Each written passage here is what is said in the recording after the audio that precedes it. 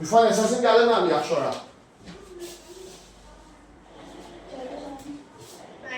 Hə, deməli uşaqlar,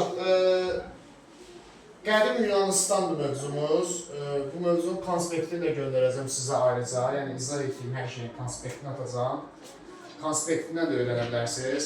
Dərsin axırında xəritədəki yerinə baxacağıq Yunanistanın. Xəritədə yerini bilməliyik Yunanistanın. Deməli uşaqlar, biz dünya tarixindən, ümumi tarixdən 5 dənə mövzu keçmişik. Məsələn, Misir, Mesopotamiya, Hun, Çin, Hindistan. Düzdür? İndi ola bilər bəziləriniz biraz qoşulmuşsunuz deyə bu mövzuları keçməmişsiniz, amma bu 5 dənə mövzu ki var. Misir, Mesopotamiya, Hun, Çin, Hindistan. Bax, bu dövlətlərin heç biri Avropa ölkəsi deyildi. Ya Afrika ölkələridir, ya da Asya ölkələridir. İlk dəfədir ki, bir Avropa ölkəsini keçirik, qədim Yunanistan. Bir də Roma olacaq, o da Avropa dövlətidir, İtaliyada indiki. Yəni, quldarlıq dövründə 2 dənə Avropa dövləti keçirilir. Yunanistan və Roma. İndi biz birinci növbədə Böyük Yunanistanı keçirik, növbəti dərsimiz qədim Roma tarixi olacaq. Biraz böyük mövzudur, həcmi genişdir, amma çox rahat, maraqlı bir mövzudur qədim Yunanistan. Qədim Yunanistan tarixinə başlayanda atlas gətirən var burada. Uşaqlar, baxın, bu Yunanistandır xəritədə. Yunanistanın cənubunda, bax Yunanistanın cənubunda bir ada var, balaca bir ada. Görürsünüz, Yunan adasıdır əslində həmin ada, Yunanlara məxsusdur. Krit adası. Yunanistan tarixi Krit mədəniyyəti ilə başlayır. Krit mədəniyyəti var Yunanistanda. Bir də var Mikena mədəniyyəti. Deməli, Yunanistan tarixində başlanğıc Krit mədəniyyəti və Mikena mədəniyyəti ilə başlayır.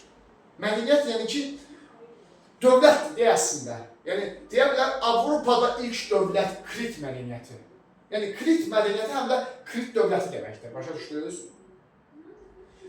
Avropada ilk dövlət Krit mədəniyyətidir. Çünki Avropada bizim ilk dəfə keçdiyimiz mövzu qədim Yunanistandır. Yunanistanda isə Krit mədəniyyəti ilə başlayır. Bunların mövcud olma tarixlərini öyrənirsiniz. Eramızın və 3-2-ci minillikdə Krit mədəniyyəti mövcud olubdur.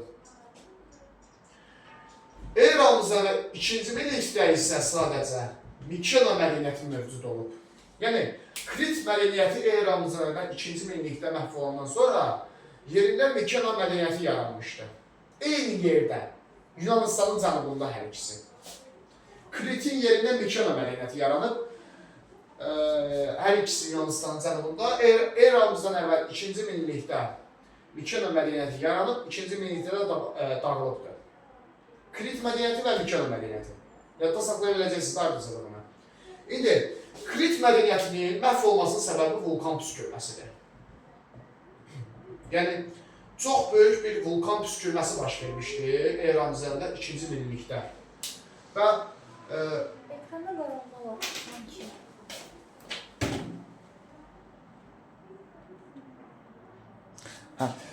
Deməli, eramızın 2-ci minillikdə böyük bir vulkan püskürməsi baş vermişdi və vulkan püskürməsi nəticəsində Krit mədəniyyəti məhv olmuşdu.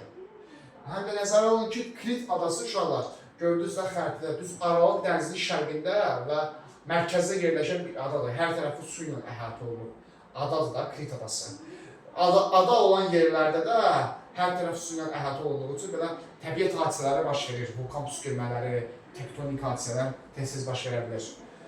Vulkan püskürməsi nəticəsində Krit mədəniyyəti məhv olmuşdu. Yerində Mikena mədəniyyəti yaranmışdı eramızın 2-ci minillikdə.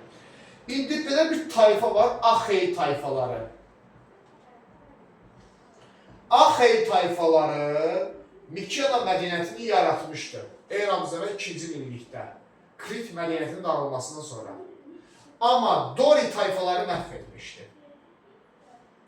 Gördünüz? Deməli, Mikena mədəniyyəti eramızdan 2-ci minillikdə, Krit mədəniyyəti eramızdan 2-ci minillikdə vulkan püskürməsi nəticəsində dağılır. Krit mədəniyyətinin dağılmasından sonra yerində Axey tayfaları tərəfindən Mikena mədəniyyəti yaranır. Mikena mədəniyyətini isə həmin vaxtı eramızdan 2-ci minlikdə Dori tayfaları məhv edir. Dori tayfaları biraz vəhşi tayfaları idi, biraz kobud səslənici o tayfaları təhqir kimi edir. Amma doğumda biraz mədəni cəhətdən zəif tayfaları idi o dövrdə. Hələ sivilizasiyadan biraz kənarda qalmışlar. Və onlar Mikena ərazisində yürüyüş edərək buradakı Mikena mədəniyyətini məhv eləmişlər. Yerində Sparta adlanan bir şəhər yaradırlar. Sparta şəhəri haqqında biz ətraflı birazdan danışasıyıq. Deməli, Krit mədəniyyəti vulkan püskürməsi nəticəsində məhv olub, Mikena mədəniyyəti isə Axey tayfaları yaradıb, Dori tayfaları məhv eləmişdir. Uşaqlar, deməli, bunu oxuyanda, konspekti və kitabı da oxuyanda, orada Krit mədəniyyəti və Mikena mədəniyyətinə aid bəzi xüsusiyyətləri görəcəksiniz. Məsələn, Krit mədəniyyətində ehtiyac yoxdur, o çəkir, nərət olun. O, Krit mədəniyyətində yazılacaq ki, freskalar var idi, tutaq ki, freskaların ki, evlərinin divarlarını boyuyurdular da, boyalara deyilir. Yəni, gəmicilik inkişaf etmişdir, tutaq ki, Kritlərin xüsusiyyətlərindəndir. Normaldır da, ada ölkəsidir, ada ölkələrində gəmicilik inkişaf edər. Öz yazıları var idi. Mikenalarında bu formada bəzi xüsusiyyətlər olacaq. Mikena mədəniyyətinə aid belə bir xüsusiyyət var. Uşaqlar bunu kitabdan oxuyur, bəzən öyrənməkdə çətinlik çəkirlər. O nədir? 3 dənə şey görəcəksiniz. Ümumən bu təkcə Mikenalara aid deyil, bütün Yunanlara aiddir. Akropol, Agora, bir də var Amfora. Akropol, Agora, Amfora. Bunlar nədir? Yunanlara məxsus olanlar, yox, tayfa deyil. Akropol yuxarı şəhər deməkdir.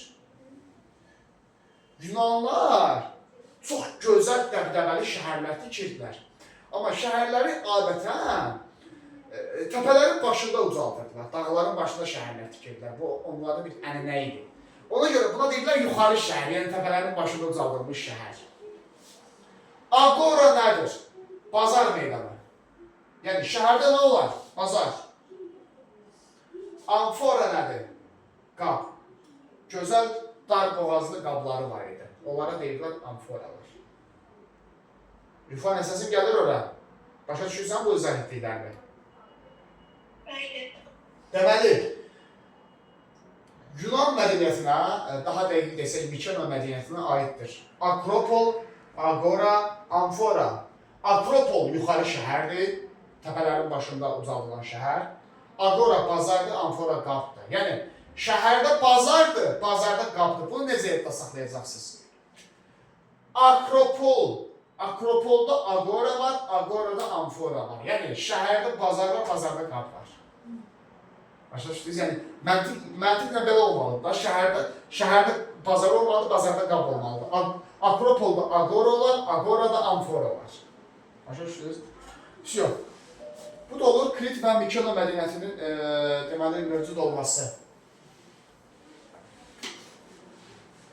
Deməli, indi uşaqlar üstündən bir müddət hadisə keçir Krit və Mikena mədəniyyətinin və belə bir anlayış var.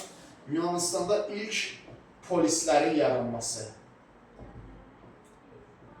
Eramızdan əvvəl 8-7-ci əsrlər Yunanistanda ilk polislər yaranır. Bəzən 8-ci əsr deyirlər, sadəcə eramızdan əvvəl 8-ci əsr.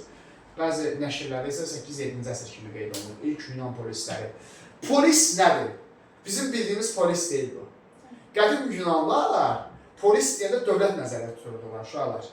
Şəhər dövlətləri. Yəni, kiçik dövlətlər. Yunanistanda polislər adlanır. Məsələn, Azərbaycan tarixində var idi. Arahda, Lubi, Kuti, Turki. Yadındadır, hamısı Azərbaycan ərazisində böyük və kiçik tayfa ittifaqları idi, hərəsi bir bölgədə. Bu da ona bənzəyir. Yunanistan ərazisində xırda dövlətlər yaranır, hərəsi bir yerdə. Təsəvvür edin ki, qısa müddət ərzində Yunanistanda 30-dan çox polis yaranmışdı, yəni kiçik dövlətlər yaranmışdı. Məsələn, Afina polisi var idi, yəni Afina şəhər dövləti var idi. Sonra Sparta şəhər dövləti var idi, yəni şəhər dövləti dediyimiz polislərdir. Sonra nə bilim, Efes var idi, Rodos var idi, yəni xırda kiçik şəhər dövlətləri yaranmışdı Afinada. Hamısı müstəqil şəhər dövlətləri idi. İndi uşaqlar, Afinada, Yunanistanda çoxlu bu cür kiçik şəhər dövlətləri olub və biz bunlardan sadəcə ikisi haqqında öyrənirik. Afina və Sparta haqqında. Afina və Sparta bu ikisi Yunanistanın o dövrdə ən əhəmiyyətli Yunan polisləridir. Yunan şəhər dövlətləridir. Həm ərazisinin strateji mövqedə yerləşməsinə görə, həm hərbi və siyasi güclərin iqtisadi potensialına görə bunlar Yunanistanın ən güclü polisləridir. Daha çox Afina haqqında öyrənəcəyik, bir qədər də Sparta haqqında öyrənəcəyik. Amma daha çox Afina. Birinci başlayırıq Afina şəhər dövləti haqqında öyrənməyə. Ümumiyyətlə, Yunanistan tarixini yaxşı bilmək üçün birinci növbədə sən Afina tarixini yaxşı bilməlisən. Elə bil ki, hər biri xırda-xırda dövlətlərdir də Yunanistan daxilində. Bu dövlətlərdən biri Afina polisidir. Başlayırıq Afina tarixini öyrənməyə. Şuralar, Afina Yunanistanın düz mərkəzində yerləşir. Test toplusunu açın. Test toplusunu açırsınız. Ən yaxşı səhifə 67-ni açın test toplusunda. Oradakı xəritəyə baxaq.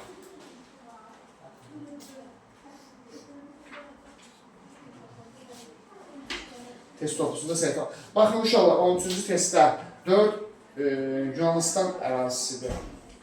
Düz Afinanı göstərib. Yunanistanın düz mərkəzidir. Biraz yuxarıdan verib sadəcə, biraz aşağıdan versə tam olacaqdır. Orta Yunanistan. Gördün? Riya. Hansıdır test? Bir də bilə bilərsən, yəndə. Səhifə 67-də 13-cü test. 4-ə bax. 4 Yunanistandır. Düz Yunanistanın mərkəzidir Afina şəhəri. Yəni Afina Orta Yunanistanda yerləşir. Çox strateji bir yerdə yerləşirdi. Afinanın yerləşdiyi vilayət uşaqlar Attika vilayəti adlanır. Attika vilayət. Elə bil ki, Afina oradakı dövlətin adıdır. Attika isə o regionun adıdır. Vilayət regionu. Tutaq ki, Azərbaycan regionunda biz deyirik. Necə Albaniya dövləti var idi, düzdür? Azərbaycandır da, amma Azərbaycan tarixində. Bu da ona bənzər bir şeydir. Attika vilayətin adıdır. Attika vilayətində böyle bir vilayətdir. Orada Afina şəhər dövləti yerləşirdi. Yəni Attika deyilsə, demək olar ki, Afina nəzərdə tutur. Və Orta Yunanistan sayılır, Yunanistanın mərkəz hissəsi. İndi uşaqlar, Afina tarixini başlayırıq öyrənməyə. Afinada belə bir qrup var, azad əhali. Afinanın azad sakinləri var. Azad əhalisi var. Afinada azad əhali iki yerə bölünür. Biri var aristokrat, biri də var demoslar. Afinada azad əhali iki yerə bölünür. Aristokratlar və demoslar. Yəni bunların hər ikisi azaddır. Nə mənada azaddır? İkisi də kölə deyil də. Normal Afinanın azad sakinləri sayılır. Hər şey eləyə bilərlər. Vətəndaşlıqlar tutaq ki, hər şeylə bizim bildiyimiz azadlıq hansı anlayışı gəlirsə kimsə üçün o anlayışında ola bilər. Amma bu sözdə belədir, reallıqda belə deyil. Aristokratlar Afinanın adlı sanlı adamlarıdır, yəni varlı təbəqəsidir. Belə düşünün ki, Afinada varlı şəxslər.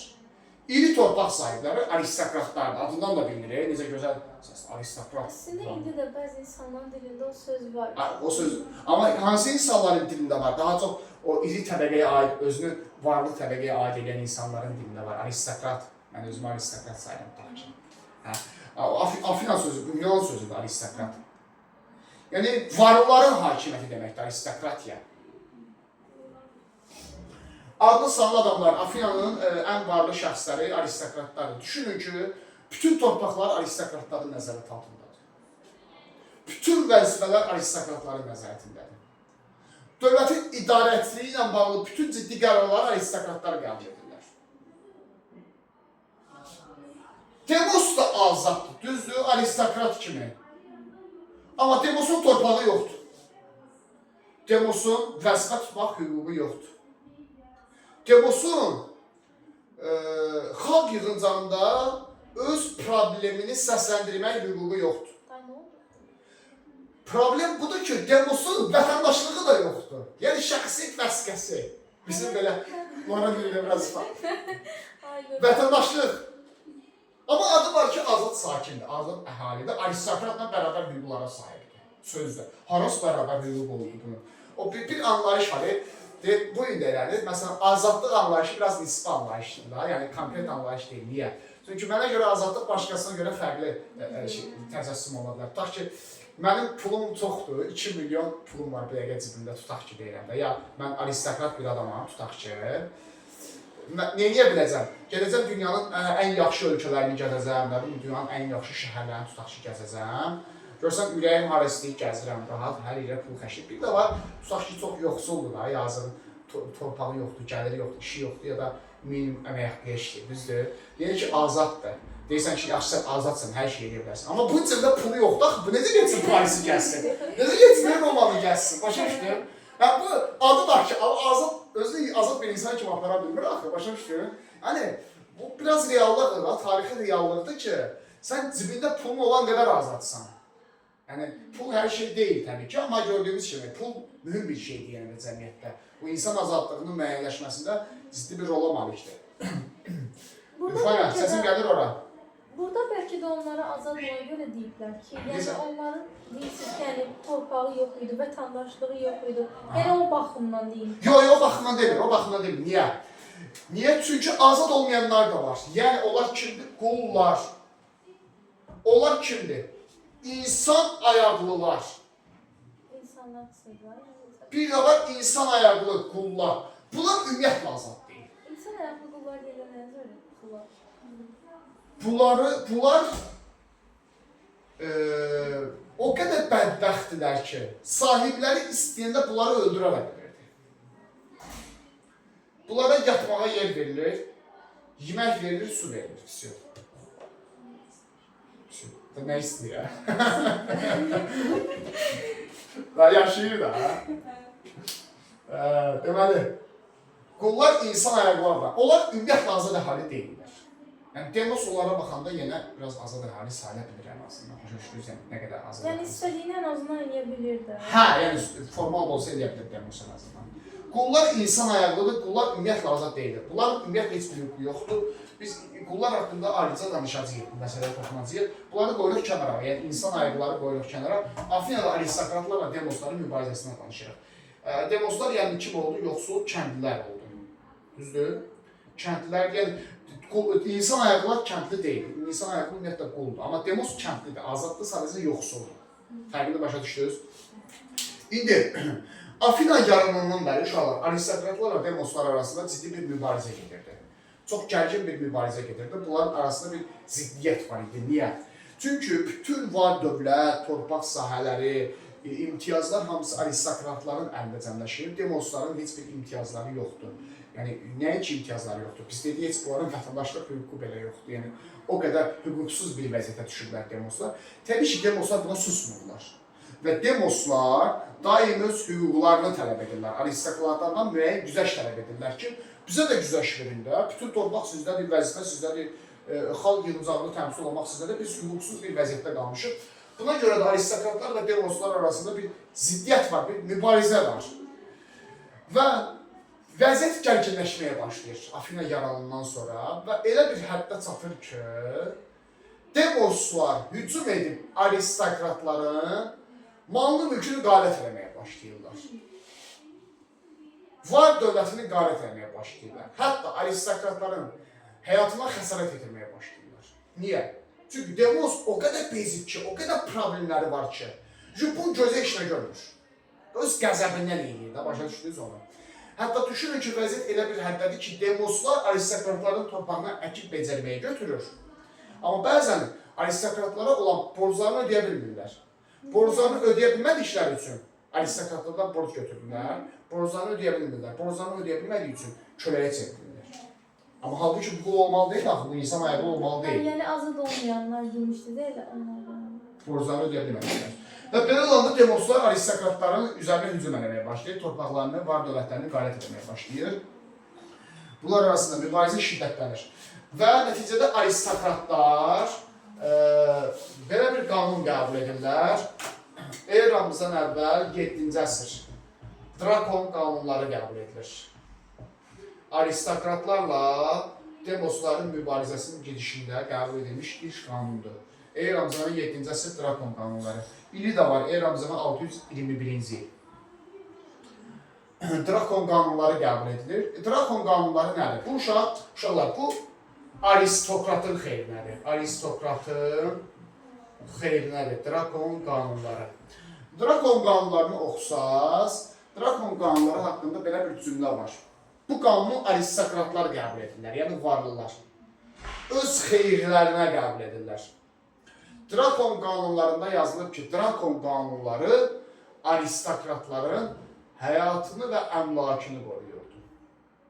Yəni aristokratlar Drakon qanunlarını qəbul edirlər. Bu sənəddə yazılırdı ki, əgər kim aristokratların malına, mülkünə toxunsa, canına xəsarət yetirsə, ölümlə cəzalanacaq. Yəni kimi qorxuzur? Demoslara deyir ki, bax, nə vaxta kimi bizim var dövlətimizi qalət edəcəksiniz, ələ keçirəcəksiniz, mülkiyyətimizə toxunacaqsınız, onda siz edam olacaqsınız. Birbaşa demosları təhdid edir ölümdən.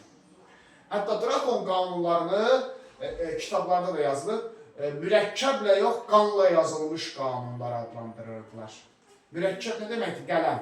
Yəni, qələmlə yox, qanla yazılmış qanunlar adlandırırlar Drakon qanunlarını. Çox sərt qaydalar olduğu üçün. Burada demoslara birbaşa ölüm fikri səsləndirildiyi üçün mürəkkəblə yox, qanla yazılmış qanunlar adlandırılır. Və aristokratlar ümid edirlər ki, bu qanunu qəbul edəndən sonra demoslar qorxacaq. Bir də bunlara toxunmayacaq. Amma vəziyyət fərqli olur, elə deyil. Demoslar öz əməllərindən imtina eləmirlər. Nəyə ki imtina eləmirlər? Daha çox aristokratlara zərər yetirməyə başlayırlar. Halbuki səhv qadağa var onlara qarşı. Niyə? Çünki demos o qədər pis yaşayır ki, bu kəndlinin demos kimi yoxsul kəndli. Yaşayış o qədər pisdir ki, sən buna desən ki, səni edam edəcəm, bunun çox da vecinə deyil. Onsuz da bu... Çox da bir fərqi yox. Hə də kömək kimi yaşayır da, yazıq az qala da, yəni bu ölüm vəziyyətində yaşayır da, yəni yadda saxlayıb, itirəcək heç nə olmayan insan adətən ölümdən də qorxmur. Çünki onsuz da bunu itirəcək bir şey yoxdur. Və bunlar arasında gərginlik yenə də artır. Drakon qanunlarından sonra yavaşlamır, daha da gərginləşir. Və elə bir vəziyyət gəlir çatır ki, artıq Afinada inqilab təhlükəsi yaranır, üsyan təhlükəsi yaranır ki, kəndlər üsyan eləsinlər aristokratlara qarşı. Hamı o qədər çox bezmişdi, demosların hamısı. Hamısının borc xərci var idi, qula çevrilirdi, vaxtları qula çevrilirdi. Və demoslar artıq üsyan eləməyə az qala hazırlaşırlar.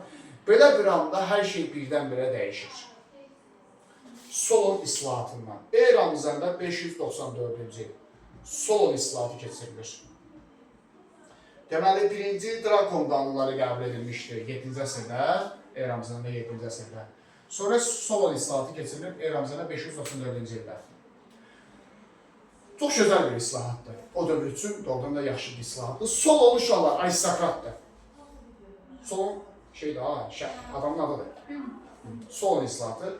Solon aristokratdır. Var dövləti var, mülkü var, özünün yaxşı imkanı var. Amma ağıllı adamdır Solon. Ağıllı adamdır, aristokratların digərlərindən biraz fərqlənir. Yığır aristokratları başına. Xalq yığıncağında, ümumiyyətlə müzakirələr zamanı. Deyir ki, baxın, siz Drakon qanunlarını qəbul edərdiniz demoslara qarşı. Xeyri oldu mu? Deyirlər, yox, heç bir xeyri yoxdur. Deyir, onda gəlin biz demoslara biraz güzəşt edək. Gəlin biraz onlara tələblərini yerinə yetirək. Boş sakitləşsinlər. Solon islahatı keçirilir. Soluna ixtiyar verirlər ki, yaxşı, yeniysən elə ki, bunlar üsyan eləməsin. Yəni, üsyan təhlükəsi var idi çünki. Yəni, barışdır. Solon islahatı uşaqlar Afina tarixində bu cür qeyd olunub, deyir, Solon ilk dəfə olaraq aristokratlar və demosları barışdırır. Bunları barışdırır doğrudan, bir masa ətrafına yığılır və demoslara güzəşt edir. Demoslara güzəşt. Yəni, kəndlərə güzəşt edir, nəhayət ki, onların müəyyən tələbləri ilə razılaşır. Solon. Drakon qanunları aristokratların xeyrinə idi, düzdür? Amma Solon qanunları demosların xeyrinədir. Solon hansı güzəştləri edir demoslara? Birincisi, demoslara vətəndaşlıq verir. Şükür, axır ki, onların bir şəxsiyyət vəzifəsi olur, vətəndaşlığı, kəndləri. İkincisi, onların borca görə qul olmasını qadağan edir. Çünki bu haqsızlıq idi. Çünki bunlar qul deyil, insan ayrılığı deyil, bunlar azad əhalidir. Bu da onu deyir. Deyir, axı, bu azad əhalidir. Ola bilər bunun borcu var. Əgər borcunu ödəyənmir faizini artır, nə bilim, müddətini artır. Sən bunu kölə eləyə bilmərsən, çünki bu azad əhalidir. Kölələr ayrıdır, insan ayaqlıdır. Başa düşdünüz? Borclarını da ləğv edir. Borca görə qul edilənlər ki var idi əvvəllər. Əvvəllər borca görə qul edilənlər ki var idi. Onların hamısını azad edir. Sol, 4 dönə solun istilahat oldu. Sonra 5-ci. Onların xalq yığıncağında iştirakına icazə verir solun. Xalq yığıncağı nədir uşaqlar? Afiyada xalq yığıncağı var idi. Deməli, bütün insanlar, bütün xalqın əsas vətəndaşlar, yəni vətəndaşlardan söhbət gedir, insan ayaqlılardan söhbət gedir, qullardan gedir. Azad əhali, yəni bütün vətəndaşlar otururdular xalq yığıncağında, dövlətin taleyi ilə bağlı bütün məsələləri orada müzakirə edirlər. Fikir verir uşaqlar, Afiyada hökümdar yoxdur. Biz dəqiq heç bir hökümdardan danışmırıq. Çünki burada hökümdar olur. Demokratik ölkədir bu. Yəni burada seçki ilə, səs vermə ilə bütün qərarların qəbul edilməsi. Yəni bu qərar qəbul edən hamısı. Qərar qəbul edirlər, otururlar xalq yığıncağında, səs vermə ilə qərar qəbul edirlər. Nə müharibə ilə deyək, sülhünü bağlayaq, tutaq ki, pensiyaları bu həddə müəyyənləşdirək.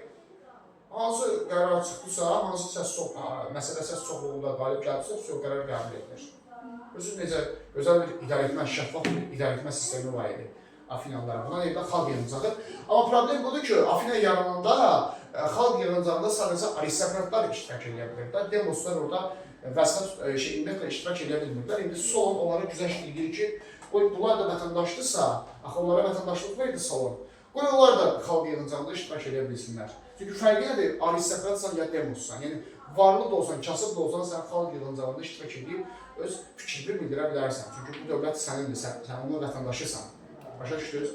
Bir də belə bir cümlə var Solon islahatına görə. Taxılın və digər ərzaq məhsullarının ixracı qadağan olunur. İxrac nə deməkdir? Ölkədən çıxarılması. Taxılın ölkədən çıxarılmasını qadağan edir Solon. Çünki Afinada biraz taxıl qıtlığı var idi həmin vaxtda. Bu qərarı qəbul etməsinin səbəbi idi. Solon islahatını ümumi olaraq biz necə xarakterizə edə bilərik? Yaxşı islahat saya bilərik. Yəni demoslara xeyli güzəşt elədi Solon. Vətəndaşlıq verdi, onların idarəetmədə iştirakına imkan yaratdı, yəni onlara xalq yığıncağında iştirakına icazə verdi. Sonra borcları ləğv elədi, borca görə qul edilməyə qadağan elədi. Və doğrudan da Solon islahatı Afinada çox uğurlu bir islahat sayılır. Solon ilk dəfədir ki, Afinada aristokratlarla demoslar arasındakı gərginliyi azaldır və aristokratlarla demosları barışdırır. Bəs Solon islahatının məhdud cəhətləri nədir? Bax, nə qədər müsbət cəhətindən danışdıq. Amma ideal deyil yenə də. Yəni, demosların bütün tələblərini yerinə yetirmək yox. Niyə? Çünki demosların birinci tələbi bilsiniz nə idi? Ən böyük istək, torpaqların olması. Solon onlara torpaq vermədi. Verə bilmədi, gücü çatmadı. Sonra vəzifə vermədi. Deməli, Solon islahatı iki dənə məhdud cəhəti var. Demoslara... Yəni, yenə də yoxsulluğu çəkirdilər, değil mi? Ay sağ ol. Hə, yəni Solon düzdür, bunlar arasındakı gərginliyi azaltdı. Demoslara xeyli güzəşt elədi. Onlara amma iki dənə şey vermədi. Torpaq vermədi və vəzifə vermədi. Düzdür, demoslar üsyan eləmirlər Solon islahatından sonra. Biraz sakitləşirlər. Amma yenə də tam razı qalmırlar. Onların yenə də problemləri var idi, narazılığı var idi. Torpaq problemi və vəzifə problemi var idi. Solon islahatı ümumi olaraq yenə də uğurlu islahat sayılır Afina tarixində. Üstündən bir müddət keçir. Bura qədər sualın olan var nəsə? Sən? Rüfan, sənin sualın var bura qədər nəsə? Başa düşməliyim. Hə. Üstündən bir müddət keçir. Bir məsələ var. Demoslar gedir, Xaladenin qapısını açır ki, Xaladenin boş. Demos deyir, mənə bu qədər güzəşt elədilər, nə bilim, xalq yığıncağında iştirak edirəm, borcumu ləğv elədi falan filan, nə bilim. Amma mən yenə kasıbam. Niyə? Çünki mənim torpağım yoxdur. Mənim vəzifə tutanmıram, mənim maaşım yoxdur. Yenə Demosun narazı qaldığı məqamlar var idi. Ona görə Demoslar yenə də müəyyən güzəştlər tələb edirdilər. Eramızdan əvvəl 443-cü il Perikl islahatları keçirilir. Daha bir adam gəlir Perikl. Görürsünüz, 3-cü islahatı Perikl. Perikl biraz da çox demoslara güzəşt edir. Perikl islahatının məzmunu nədən ibarətdir? Perikl demoslara vəzifə verir. Torpaq verir. Yox, plus maaş verir, vəzifəyə görə maaş. Yəni demoslara deyir ki, siz bundan sonra vəzifə tuta bilərsiniz. Əgər xalq yığıncağında seçilə bilsəz, seçkilərdə seçilə bilsəz, xalq yığıncağında səs vermə zamanı gedib vəzifə sahibi ola bilərsiniz. Vəzifəyə görə əmək haqqı ala bilərsiniz. Başa düşdünüz? Yəni Perikl biraz da çox güzəşt edir demoslara, fikir verin.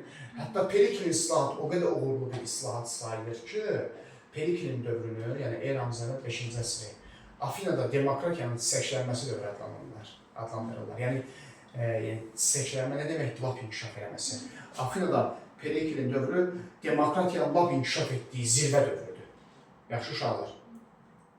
Amma yenə də demosların bir narazılığı var idi. Yenə də bir məhdud cəhəti var idi Perikl islahatı.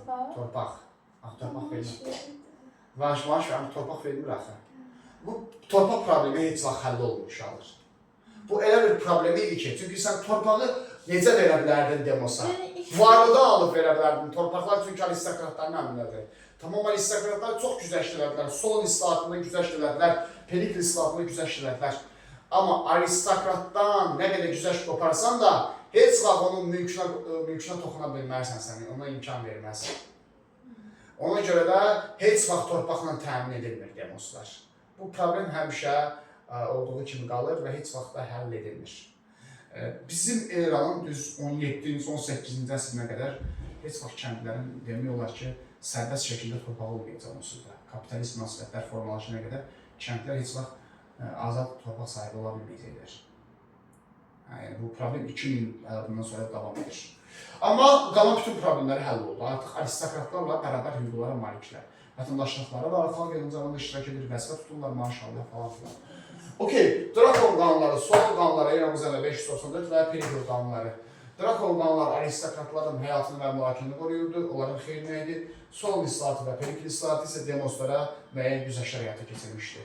Və nəticədə nə qədər o torpaq problemi qalsa belə, aristokratlarla demoslar arasındakı mübarizə başa çatdı Perikl islahatından sonra. Buna qədər sualı olan qaldı uşaqlar, nəsə çətinliyi olan.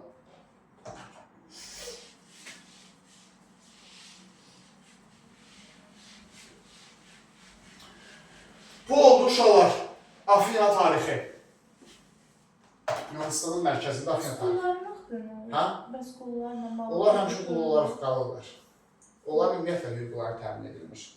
Təbii ki, vaxt gələcək qullar üsyan qaldıracaqlar, amma hələ ki biz onu öyrənmirik bu dərsdə. Sonra bu oldu Afina. Ümumi olaraq Afinanı biz demokratik ölkə adlandırırıq uşaqlar. Düzdür, nə qədər məhdud cəhətləri var Afinanın, ölkə daxilində nə qədər problemləri var.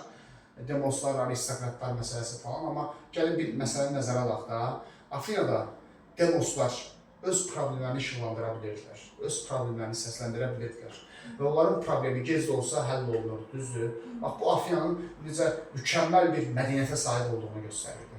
Necə böyük bir dövlətə sahib olduğunu göstərirdi, demokratiyaya sahib olduğunu göstərirdi. Nə qədər problemlər olsa da, fikir verin, zamanla bütün problemlər həll oldu.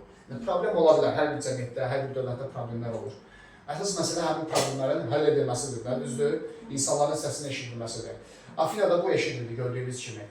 Demoslar mərhələ-mərhələ zamanla nə qədər öz hüquqlarını əldə edədilər. Bu oldu Afina tarixi. İndi Sparta tarixini öyrənməyə başlayırıq uşaqlar.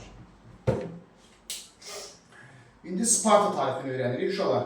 Deməli, demişdik Yunanistanda çoxlu polislər var idi. Bu polislərdən biri Afina polisi idisə, digəri də Sparta polisi idi, yəni Sparta şəhər dövlətidir. Bu Mikena mədəniyyətinin dağılmasından sonra yaranıb Sparta şəhəri. Eramızda 2-ci minillikdə Doli tayfaları bələq dedik ki, Mikena mədəniyyətindən son qoyandan sonra yerdə Sparta şəhərini yaratmışdılar. Sparta şəhərini yaratmışdılar eramızda 2-ci minillikdə. Uşaqlar, deməli, Spartada eramızda 8-ci əsrdə polis olmuşdu. Yəni, şəhər kimi 2-ci minillikdən var, amma 8-ci əsrdən şəhər dövlətinə çevrilir. Spartada uşaqlar, Ağsaqqallar Şurası var idi. Afinadakı kimi. Yəni ilk vaxtları demokratik dövlət idi yarananda. Amma Sparta əsasən demokratik ölkə olmayıb. Daha çox oliqarxiya ölkəsi olub. Oliqarxiya. Hani açığı deyim, Afina ilə Sparta arasında bəzi kəskin fərqlər mövcuddur. Özü böyük fərqlər var. Afina daha çox demokratiya ölkəsi kimi tanınırsa, demokratik polis kimi tanınırsa, Sparta onun tam tərsidir. Daha çox qadağalar olan bir dövlət kimi, oliqarxiya ölkəsi kimi tanınırdı. Nə deməkdir oliqarxiya? Yəni, varlıların hakimiyyəti. Pulun varsa, hər şeyi eləyə bilərsən. Başa düşdün? İlk vaxtlar demokratik hökumət idi, amma sonradan oliqarxiya dövlətinə çevrildi. Spartada torpaq çatışmazlığı var, uşaqlar, görəcəksiniz. Torpaq çatışmazlığı, Afinadan fərqli olaraq. Torpaq problemi var idi Spartada, əksinə yararlı torpaqlar az idi. Buna görə də Spartalılar çoxlu işğallar həyata keçirirdilər. Yəni, gedirdilər başqa Yunan polislərinin ərazisini ya da Aral dənizi hövzəsindəki digər adaları işğal edirdilər. Afinalılar işğal həyata keçirmirdi, Afina demokratik ölkədir. Amma Sparta işğalçılıq siyasəti həyata keçiribdir. Sparta qadağalar ölkəsidir, uşaqlar. Bizdəki kimi, hər şey cərimə yazırlar. Qadağalar ölkəsidir Sparta. Məsələn, Sparta ilə bağlı belə bir cümlə var. Hərbiləşdirilmiş dövlət. Hərbiləşmiş dövlətdir Sparta. Yəni, Spartada hərbi işdən başqa işlərlə məşğul olmaq qadağandır. Hamısı hərbçidir. Hə. Əgər az bir miqdarda torpağın varsa, ikincisi ilə məşğul ola bilərsən. O da ki, yox idi, torpaq çatışmazlığı var. Hamı hərbçi ola bilər. Düşünün ki, bunlar o qədər belə bərbad, belə deyək, qanunlara malik idi ki, o qədər biraz aşağı səviyyəli mədəniyyətə malikdir ki, Afina ilə müqayisədə. Bunlarda xəstə doğulan uşağı diri-diri bastırırdılar ki, bu orduya yararsızdır. Bunlar yəni orduda xidmət eləməkdən kənara heç nə düşünə bilmirdilər. Bunlarda qadınlar da hərbi xidmətə gedirdi Spartada. Spartada görəcəksiniz, yazılıb ki, fəlsəfə oxumaq qadağandır. Niyə? Yadda saxla. Bu cür oliqarxiya ölkələri, səhv qanunlarla idarə olan ölkələr heç vaxt vətəndaşlarının düşünməsini istəmir. Fəlsəfə də düşünmək, ideya irəli sürmək, fəlsəfə ideyalıdır. Onlar heç vaxt istəmir ki, düşünsün. Onlar bir ki, geçsin ancaq orduda vuruşsun. Başa düşdün? Burada incəsənətlə məşğul olmaq qadağandır. İncəsənət nədir? Rəsm çəkmək, musiqi bəstələmək, tutaq ki, nəsə yaratmaq, yaradıcılıqla məşğul olmaq qadağandır. Ümumiyyətlə, şey var, cərimə var. Ölkədən kənara çıxmaq qadağandır. Buna baxmış Afinada qulluq daha belə şey gəldi mənə. Bunların da qulu var hələ, qulların vəziyyəti daha belə acınacaqlı idi. Yəni, belə bir cümlə var, Spartada kənara çıxmaq qadağandır. Yalnız vəzifəliləri bəlkə çıxa bilərlər. Belə vətəndaşlara, Spartalı vətəndaşlara heç vaxt ölkədən kənara çıxa bilmirlər. Spartada doğuldu ya, Rusiya həyatın bitirdi. O bizə mən deyir, coğrafiya qədərdir, fikrlər. Spartada doğuldu, həyatın biraz məhv olurdu da. Biraz da. Baxır da, indi insanlar uyğunlaşırdı həmişə. İnsanlar rejimə uyğunlaşır zamanda, o da var da. Siyasi sistemləri uyğunlaşdırırlar insanları.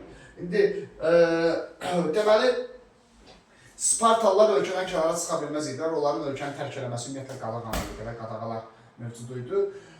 Spartada və yalnız hərbi işlərlə məşğul ola bilirdilər. Spartada uşaqlar qulları hilot adlandırırdılar. Deməli, Afinada qulları insan ayaqlı adlandırırdılar, Spartada isə qulları hilot adlandırırdılar, qarışdırmırsınız. Və Spartalı ordusu falanga adlanırdı, amma güclü ordusu var idi ha. Güclü ordusu olsun da, hər gün səhərdən axşama hərbi təlimlər keçirirlər. Və bütün resurslarını, güclərini, diqqətlərini orduya veriblər, amma güclü quru ordusuna sahib idi Sparta. Və Spartalılar ordusunu falanga adlandırırlar. Quru qoşunları çox güclü idi Spartalıların.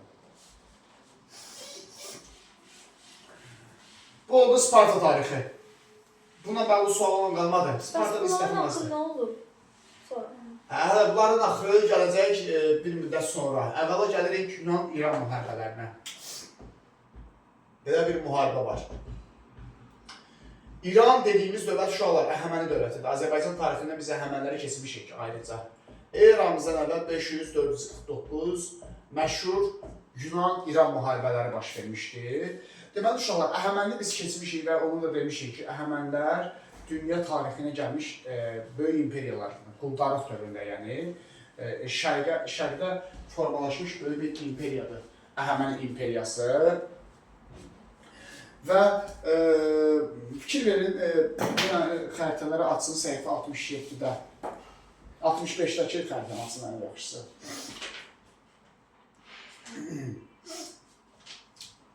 Səhifə 65-də.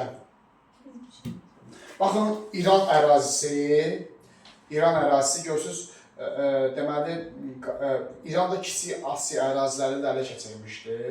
Nəzərə alışır ki, bu Kiçik Asiya əraziləri də indiki Türkiyə tərəflər, əvvəllər bu Kiçik Asiya ərazisi sayılırdı. İran, yəni Əhəməni dövlətinin tərkibində idi, Aralıq dənizi çıxışı var idi. Əhəmənilər də, Yunanlar da Aralıq dənizi sahilində yerləşir. Deməli, Yunanistanla İran qurudan sərhəd deyildi, amma dənizdən sərhəd idi Aralıq dənizindən. Və bu müharibənin başlamasının bəzi səbəbləri var. Birinci səbəbi, Əhəmənilər Aralıq dənizi və Egey dənizində ağalıq eləmək istəyirdi. Və bunlar Egey dənizindən həm sərhəddirlər. Egey dənizində ağalıq eləmək istəyirdi. Yunan polisləri də uşaqlar güclüdür. Egey dənizində donanması güclüdür. Xüsusən Afinanın çox güclü donanması var idi. İkincisi, bu Afinalılar Kiçik Asiyada baş verən üsyançıları dəstəkləyirdi. Kiçik Asiya ərazisində Əhəmənilərə qarşı tez-tez böyük üsyanlar baş verirdi. Və Afinalılar həmin üsyançıları dəstəkləyirdi Əhəmənilərə qarşı. Əhəmənilər də buna qəzəblənir və istəyir tamamilə Yunanistanı işğal eləsin və həm də Egey dənizində ağalıq eləsin. Bununla da müharibəni kim başladır? Əhəmənilər. İran dövləti başladır Yunanistanın üzərinə hücum edərək. Bununla da çox şiddətli bir müharibə başlayıb. Eramızın 549. 51 il davam edib. Qədim dövrün ən böyük müharibələrindən biri sayılır. Müharibə 51 il davam edib. Eramızın 500-dən 449-a qədər çıx, 500-dən 449, 51 il deyirik də. Deməli, qədim dövrün ən uzun və ən şiddətli müharibələrindən biri sayılır. Amma bu müharibədə Əhəmənilər haqsız tərəf idi də, çünki Yunanistanı işğal etməyə cəhd göstərirdilər. Yunanlar sadəcə birləşərək özləri Əhəmənidən müdafiə edirdilər.